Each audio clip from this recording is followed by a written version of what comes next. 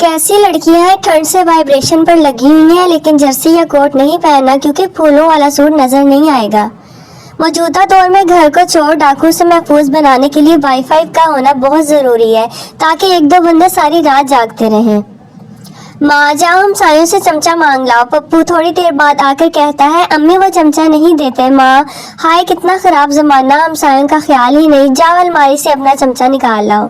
Cycle चलाकर टांगे दुखी तो बाइक ले ली, बाइक से कमर थकी तो गाड़ी ले ली और कार से पेट निकल आए तो जिम ज्वाइन की और फिर से साइकिल पर। इसे कहते हैं रिसाइकलिंग।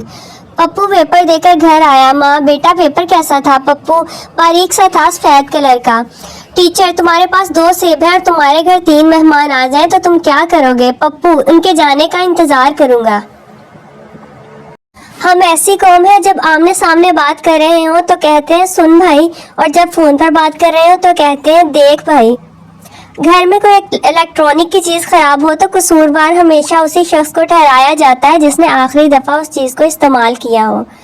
एक राइटर ने लिखा है कि शोहरों को भी बोलने का हक होना चाहिए। बीवी देख लो वो बेचारा भी लिख ही पाया है, बोल नहीं सका।